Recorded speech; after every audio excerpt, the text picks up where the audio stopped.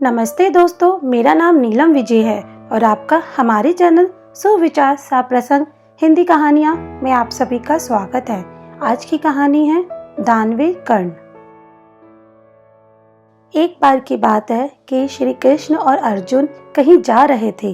रास्ते में अर्जुन ने श्री कृष्ण जी से पूछा कि हे प्रभु, एक जिज्ञासा है मेरे मन में, यदि आज्ञा हो तो पूछूं। श्री कृष्ण जी ने कहा, पूछो अर्जुन।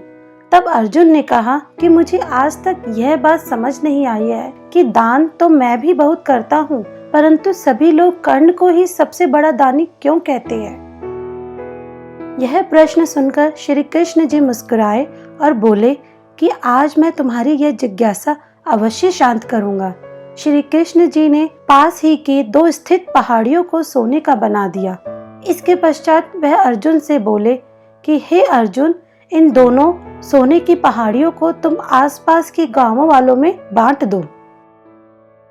अर्जुन प्रभु से आज्ञा लेकर तुरंत ही यह काम करने के लिए चल दिया। उसने सभी गांव वालों को बुलाया और उनसे कहा कि वह लोग पंक्ति बना लें। अब मैं आपको सोना बांटूंगा, और सोना बांटना आरंभ कर दिया। गांव वालों ने अर्जुन की बहुत प्रशंसा की। अर्जुन सोने को पहाड़ी में से तोड़ते गए और गांव वालों को देते गए। लगातार 2 दिन और 2 रातों तक अर्जुन सोना बांटते रहे। उनमें अब तक अहंकार आ चुका था। गांव के लोग वापस आकर दोबारा से लाइन में लगने लगे थे। इतने समय पश्चात अर्जुन बहुत थक चुके थे। जिन सोने की पहाड़ियों से अर्जुन सोना तोड़ रहे थे, उन दोनों पहाड़ियों के आकार में कुछ भी कमी नहीं आई थी। उन्होंने श्री कृष्ण जी से कहा कि अब मुझसे ये काम और ना हो सकेगा, मुझे थोड़ा विश्राम चाहिए। प्रभु ने कहा, ठीक है, तुम अब विश्राम करो, और उन्होंने कर्ण को बुला लिया। उन्होंने कर्ण से कहा कि इन दोनों पहाड़ियों का सोना इन गांव वालों में बांट दो। कर्ण तुरंत सोना बांटने चल दिए। उन्होंने गांव वालों को बुलाया और उनसे कहा, यह सोना आप लोगों का है, जिसको जितना सोना चाहिए वह यहाँ से ले जाए। ऐसा कहकर कर्ण वहां से चले गए। अर्जुन बोले कि ऐसा विचार मेरे मन में क्यों नहीं आया। इस पर श्री कृष्ण जी ने उत्तर दिया कि तुम्हें सोने से मोह हो गया था। तुम स्वयं यह निर्णय कर रहे थे कि किस गांव वाले की कितनी आवश्यकता है, उतना ही सोना तुम पहाड़ी में से खोदकर उन्हें दे रहे थे। तुम में दाता होने का भाव आ गया था। दूसरी ओर कर्ण ने ऐसा नहीं किया। वह सारा सोना गांव वालों को देकर वहां से चले गए। वह नहीं चाहते थे कि उनके सामने कोई उनकी जय जयकार करे या प्रशंसा करे।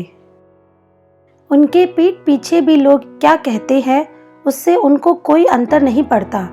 यह उस व्यक्ति की निशानी है जिसे आत्मज्ञान प्राप्त हो चुका है। इस प्रकार श्री कृष्ण ने अर्जुन के प्रश्न का उत्तर दिया। अर्जुन को भी उसके प्रश्न का उत्तर मिल चुका था। दान देने के बदले में धन्यवाद या बधाई की इच्छा करना उपहार नहीं, सौदा कहलाता है।